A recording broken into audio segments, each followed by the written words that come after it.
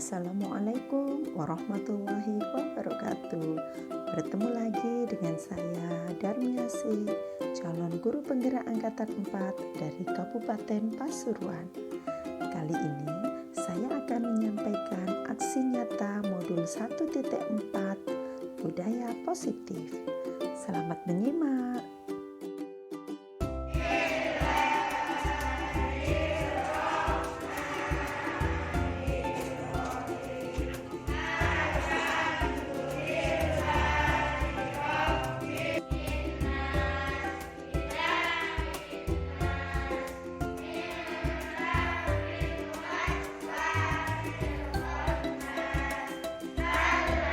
Indonesia tanah airku, tanah tumpah darahku.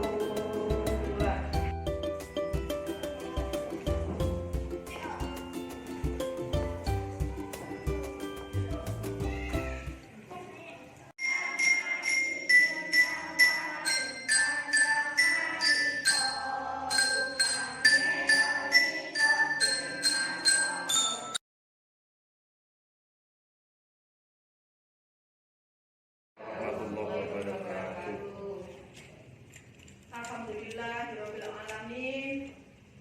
Marilah kita panjatkan puji syukur kehadirat Allah Subhanahu wa Ta'ala yang telah melimpahkan rahmat kepada kita semua, mengganggu waktu Bapak Ibu sekalian. Kami di sini bukannya kami memberi materi, tidak, hanya berbagi saja, berbagi materi dengan Bapak Ibu, yaitu tentang budaya positif yang ada di sekolah. Ini capaian modul 1.4 ini internal dan eksternal, keyakinan kelas, hukuman dan penghargaan, serta 5 kebutuhan dasar manusia, 5 posisi kontrol kita sebagai guru, dan segitiga restitusi. Kemudian menerapkan strategi disiplin positif yang memerdekakan murid untuk menciptakan sekolah. Ini guru penggerak tidak bekerja sendiri jika tidak ada budaya positif atau ekosistem positif. Kita ambil contoh perbandingan dengan hidup tumbuh-tumbuhan seorang petani, karena Ki Hajar Dewantoro ini mengibaratkan peserta didik kita ini sebagai tanaman padi di sawah. Kita guru, ini petaninya. Bagaimana padi ini tumbuh bagus itu tergantung dari bagaimana Pak Tani merawatnya. Ini perubahan paradigma ini. Nah, apa yang akan terjadi dari kita yang mempertahankan tadi tetap kumpul. Begitu juga dengan disiplin positif yang akan kita terapkan. Jadi di sini mungkin teman lain akan sekuat tenaga dengan berbagai cara meminta kita untuk membuka kepala tangan tadi. Nah, perubahan paradigma teori kontrol ini atau ilusi kontrol, guru mengontrol murid. Kritik dan membuat orang merasa bersalah. Bisakah kita mengontrol seseorang? Stimulus responnya, kita mencoba mengubah orang agar berpandangan sama dengan kita. Itu stimulus respon. Tetapi dalam teori kontrol, kita berusaha memahami pandangan orang lain tentang dunia. Jadi kita tidak bisa memaksakan pandangan orang itu sama dengan pandangan kita. Begitu juga dengan anak-anak. Kita tidak bisa memaksakan keinginan kita terhadap anak-anak. Berikutnya, perilaku buruk dilihat sebagai suatu kesalahan. Itu yang selama ini ada dalam konsep pemikiran kita. Tetapi di teori kontrol, semua perilaku ini memiliki tujuan. Anak-anak pun kadang-kala berperilaku menyimpang, itu mereka juga punya tujuan. Setiap apa yang kita lakukan pasti punya tujuan. Orang lain bisa mengontrol saya. Ini dalam stimulus respon yang selama ini ada dalam pemikiran kita. Hanya Anda yang bisa mengontrol diri dikasih.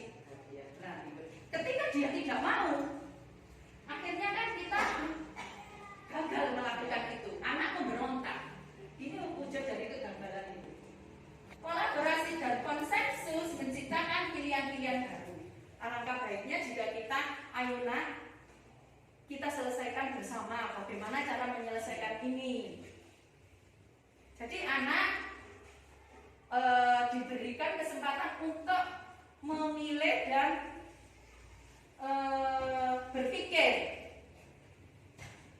Model berpikir menang kalah kalau di stimulus respon. Tetapi di teori kontrol model berpikir menang. Tidak ada yang merasa menang seperti kita sebagai guru dengan murid atau dengan anak. Orang tua merasa menang bahwa anaknya bisa menuruti keinginan orang tua, tapi tidak di situ. Jadi anak juga merasa menang. Apakah makna disiplin? Disiplin di sini adalah disiplin berasal dari bahasa Latin yang artinya belajar. Makna asal dari kata ini berkonotasi dengan disiplin diri dari murid-murid Sokrates dan Plato. Disiplin diri membuat orang menggali potensinya menuju sebuah tujuan apa yang ia hargai. Namun di dalam budaya kita makna disiplin telah berubah menjadi sesuatu yang dilakukan seseorang pada orang lain untuk mendapatkan kepatuhan. Kecenderungan umum adalah menghubungkan disiplin dengan ketidaknyamanan. Anak-anak kalau kita tekan dengan kondisi disiplin, mereka akan merasa tidak nyaman karena adanya aturan-aturan. Bukan dengan memotivasi dirinya sendiri untuk memerintah dirinya sendiri, sadar diri. Ketika mungkin sepatu berserakan, tidak menunggu bapak ibu guru atau ayah bundanya menyuruh, tetapi mereka sudah memiliki tanggung jawab. Nah, ini yang dulunya di dalam kelas kita ada peraturan kelas. Siswa harus masuk jam 7.30 tepat waktu lah. Semacam itu mungkin kita masih banyak menemui di ruangan kelas-kelas, termasuk di kelas saya sendiri pun itu masih ada yang tulisan semacam itu, tata tertib kelas. Nah, ini peraturan kelas. Ini sekarang kita mulai coba berubah menjadi keyakinan kelas. Mari anak-anak kita ajak untuk membuat peraturan kelas. Kita sepakati bersama. Di dalam keyakinan kelas ini terdapat nilai-nilai. Saya misalkan akan menghormati bapak ibu guru dan teman-teman. Nah, berarti kan di situ mematuhi bapak ibu guru dan menghormati teman-temannya. Jadi kita tawarkan ke anak-anak, maunya anak-anak itu bagaimana dengan kesepakatan kelas yang berubah menjadi keyakinan kelas. Kemudian jika ini dilakukan, mungkin 3 poin saja. Kalau dilakukan secara terus-menerus, ini akan menjadi lingkungan yang positif di dalam kelas kita. Jika sudah menjadi lingkungan yang positif, ini akan menjadi budaya positif. Meskipun hal itu sangat kecil. Satu, biasanya anak-anak itu yang sering padan-padanan orang tua. Nah, itu kita coba saling menghormati dan menyayangi antar warga kelas. Seperti itu, jadi ada nilai-nilai. Itu mungkin anak-anak 1 hari, 2 hari masih belum terbiasa. Tapi ini akan sangat kita rasakan ketika peralihan dari kelas 1 mereka sudah di kelas 4. Yang sekarang masih di kelas 2, mungkin nanti di kelas 5 mereka juga akan sudah mulai membudaya di sini. Jadi berawal dari kelas kita. Jadi sudah tidak peraturan kelas, tata tertib kelas semacam itu. Keyakinan kelas, hukuman dan penghargaan. Nah, ini mengapa keyakinan kelas bukan peraturan kelas saja? Dari di sini untuk mendukung motivasi intrinsik kembali ke nilai-nilai atau keyakinan-keyakinan lebih menggerakkan seseorang dibandingkan mengikuti serangkaian kegiatan peraturan-peraturan. Ini mengapa ada peraturan harus menggunakan helm bila mengendarai kendaraan roda 2? Ya, datang tepat waktu, mengucapkan salam, menjaga kebersihan sekolah. Di sini kesepakatan kelasnya, kami guru dan murid saling menyayangi. Ada nilai-nilai. Ini nilai saling menyayangi. Kemudian kami murid yang semangat belajar, ada nilai-nilainya. Kami murid yang peduli dengan teman-teman. Nah, jadi di sini dengan di sini sudah jelas ada perbedaan, ya Bapak Ibu. Kalau di sini datang tepat waktu, mengucapkan salam. Ini bahkan kadang-kadang tidak digubris dengan anak-anak dan anak-anak merasa tertekan di sini. Kalau ini kita ambil kesepakatan kelas ini bersama dengan murid-murid. Karena mereka membuat komitmen sendiri, otomatis mereka akan melakukan konsekuensinya sendiri. Nah, ini kegiatan pendalaman keyakinan kelas. Saya lewati saja ya, mungkin di sini tidak. Nah, ini selalu kembalikan buku ke tempatnya. Keyakinan kelas atau nilai kebajikan yang dituju. Selalu kembalikan buku ke tempatnya. Nilai yang ada di sini. Nilai disiplin D itu. Dilarang mengganggu orang lain. Jadi tidak ada mungkin saling menyayangi, saling menghormati. Hadir di sekolah 15 menit sebelum pembelajaran dimulai. Disiplin. Dilarang melakukan kekerasan. Kasih sayang. Dilarang menggunakan narkoba. Kan reward atau penghargaan dia akan menurun. Ini jangka pendek, jangka panjangnya juga akibatnya itu tadi jaga no istilahnya. Hanya jika ada imbalan saja mereka akan berbuat itu, jika tidak. Ini penghargaan, ini menghukum. Yang dimaksud di sini ya ketika penghargaan, ketika kita memperoleh prestasi di kelas, ini kan kita disanjung.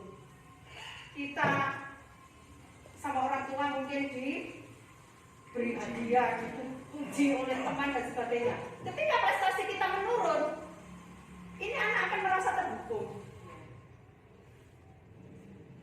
Oh, nanti baik saya tidak juara. Nah, itu menjadi sebuah hukuman bagi anak-anak. Makanya sekarang ini tidak ada istilahnya trending. Nah, di situ kemudian penghargaan mengurangi ketepatan. Ini juga.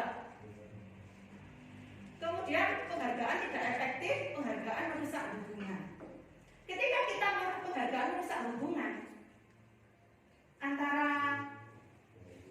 dua siswa, satu ranking, satu tidak, satu merasa bisa, satu dua saya tidak dapat ranking karena ini. Nah, ini akan kadang-kadang akan menyebabkan kecemburuan sosial.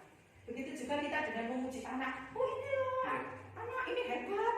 Ini yang lain juga akan merasa rendah diri. Ini pun tidak diungkapkan. Iya, jadi itu. Dirinya yang hebat. Kalau dengan anak kecil-kecil seperti kita di SD tidak seberapa di sini. Iya. Kemudian freedom, kebebasan. Wah, bosan aku kepingin nulis ini. Anak-anak kita menggambar. Menggambar apa, Bu? Kita menggambar lingkungan sekolah. Duh, bosan Bu saya. Saya ingin menggambar ini. Nah, di sini kebebasan. Kemudian fun, anak butuh kesenangan. Ini kebutuhan dasar manusia. Ibu guru bilang aku tidak boleh bersenandung sewaktu mengerjakan tugas. Katanya kelas harus tenang, tidak ada suara. Padahal aku suka dan senang menyanyi. Berarti kebutuhan hidupnya yang ingin dipenuhi fun, semacam itu. Ibu guru tidak menyapa aku hari ini, padahal aku sudah pakai jepit rambut baru. Kamu ketiga, saya mungkin kelas 1 atau TK, semacam itu. Aku bosen, masa belajarnya cuma gitu-gitu aja. Iya, jadi semacam itu gitu. Nah, ini lima posisi kontrol kita sebagai guru. Jadi kita sebagai pemhukum, sebagai pembuat rasa bersalah,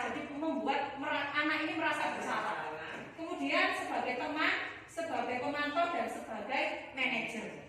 Kalau saya pribadi mungkin masih di sini saja, belum nyampe ke Pak Ros, apa sudah semuanya? Jadi di sini menghukum, ini menghardik, menunjuk-nunjuk, menyakiti, menyindir.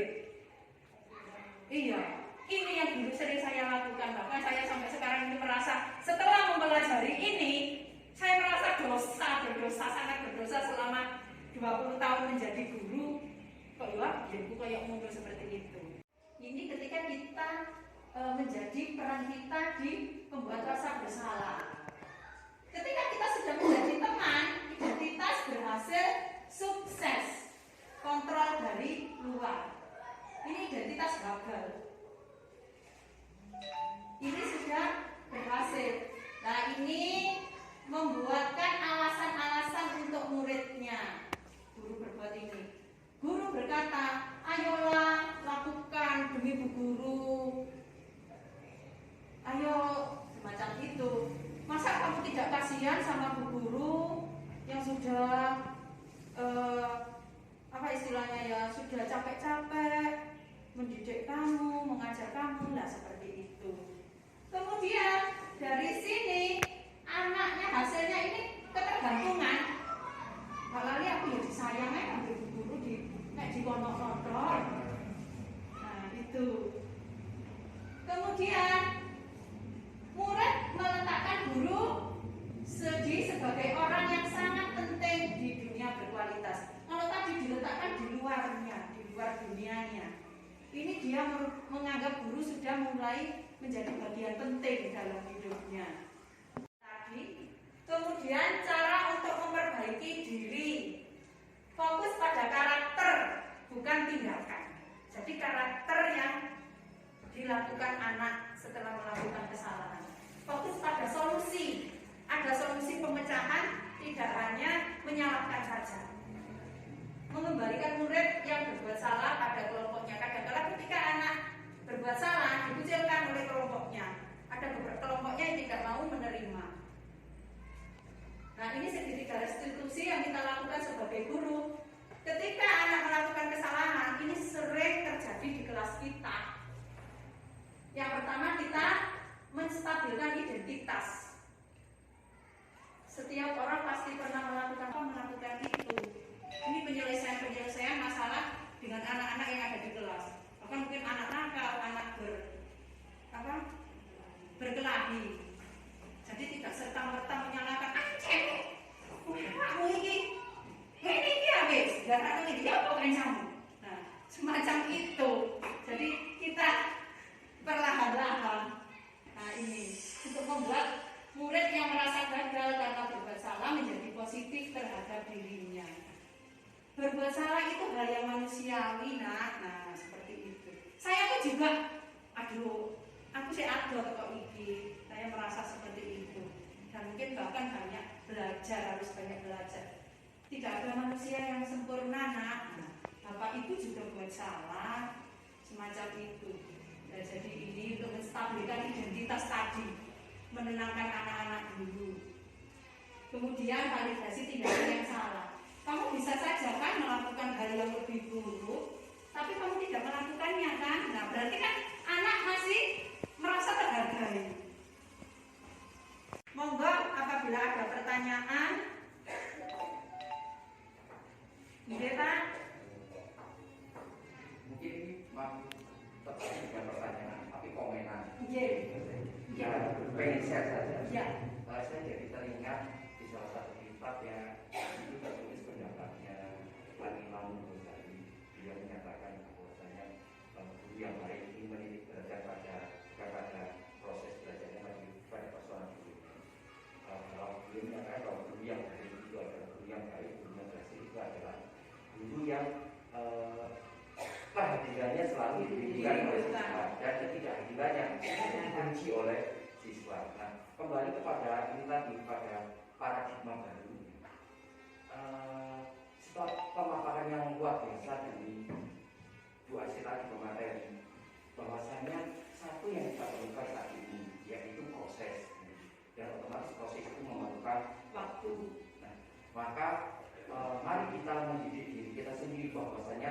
menyadarkan diri kita bahwa semua ini proses yang memerlukan waktu. Maka kita jangan tergesa-gesa untuk memberikan penilaian, memberikan judgement, mengambil kesimpulan bahwa semua ini masih proses. Mari kita tidak tergesa-gesa menghakimi pembelajar misalnya bahwa dia tidak berhasil atau proses ini tidak berhasil. Tidak, semua ini masih sedang berlangsung. Namanya paradigma, itu membentuk karakter, dan karakter itu tidak bisa dibentuk dalam waktu 6 jam sehari dalam seminggu. Tidak, mungkin selama di SD khususnya, mungkin di level SD atau di level pendidikan taman kanak-kanak itu belum nampak. Mungkin Bapak Ibu akan mendukung diri sendiri atau menghakimi diri sendiri.